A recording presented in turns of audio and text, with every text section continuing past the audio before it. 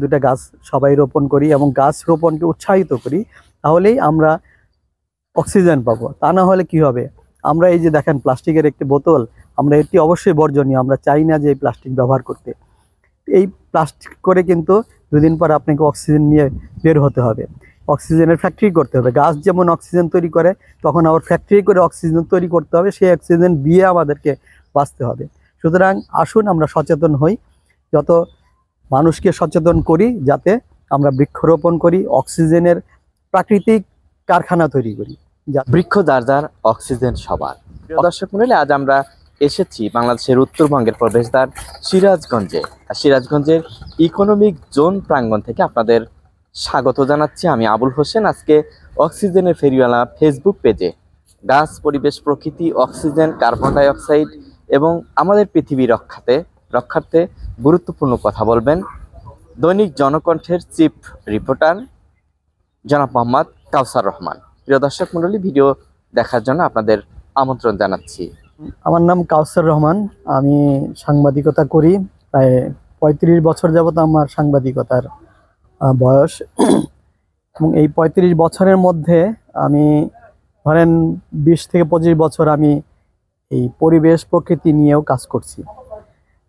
পরিবেশ প্রকৃতি নিয়ে কাজ করতে গিয়ে আমরা যেটা দেখছি, যে যেভাবে আমাদের দেশ থেকে বৃক্ষ উজাড় হচ্ছে, এটি খুবই দুঃখজনক এবং বেদনাদায়ক। আমরা যে বেঁচে আছি, এই বেঁচে থাকার কিভাবে আমরা বেঁচে আছি? আমরা সবাই মনে করি যে আমরা শ্বাস নিঃশ্বাস নিচ্ছি, সেই নিঃশ্বাসের মাধ্যমে আমরা অক্সিজেনটা গ্রহণ করছি এই বাতাস থেকে। সেই অক্সিজেনের কারণে কিন্তু আমরা বেঁচে আছি। আবার কার্বন ডাই অক্সাইড ত্যাগ করছি।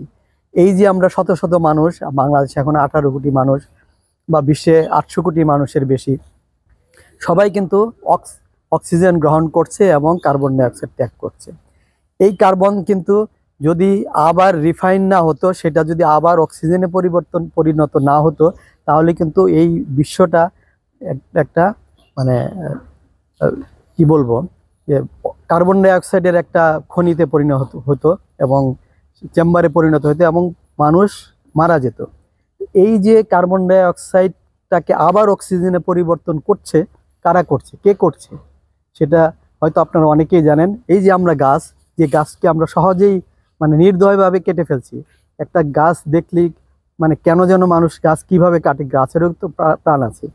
এই গাছগুলি কিন্তু আমাদের নিঃশ্বাস থেকে বের হওয়া অক্সিজেনকে আবার কার্বন ডাই অক্সাইডকে আবার সে অক্সিজেনে রূপান্তর করে, সেটি আবার আমরা শ্বাস প্রশ্বাস গ্রহণের মাধ্যমে আমরা অক্সিজেনটাকে নিচ্ছি এবং এইভাবে প্রতিনিয়ত আমরা বেঁচে আছি। এখন আমরা এই যদি গাছের এই যে একটা গাছ, আর একটা চিন্তা করেন যে একটা গাছ তৈরি হতে কত বছর লাগে। আমরা একটা 20 বছরের গাছ এই 5 মিনিট 10 মিনিটের মধ্যে আমরা কেটে ফেলছি, অথচ এই একটা 20 বছরের একটা গাছ তৈরি হতে 20টা বছর সময় নিচ্ছে সে একটা বড় হতে।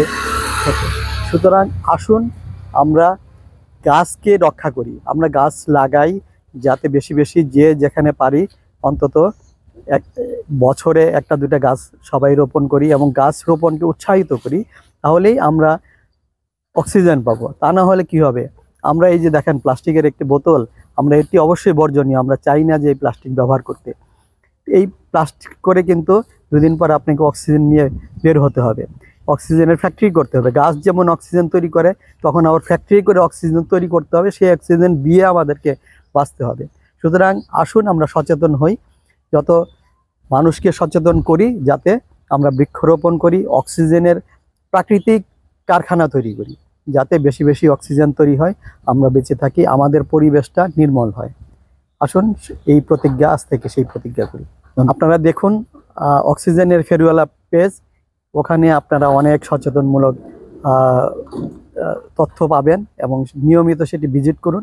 তাহলে আপনারা ভিজিট করলে সেটি আরও উৎসাহিত হবে, অন্যকেও সেটি শেয়ার দেন, যাতে অনেক মানুষ সেটিকে ছড়িয়ে দিতে পারে, যেমন তাহলে এই সচেতনতাটা আরও বেশিভাবে তৈরি হয়।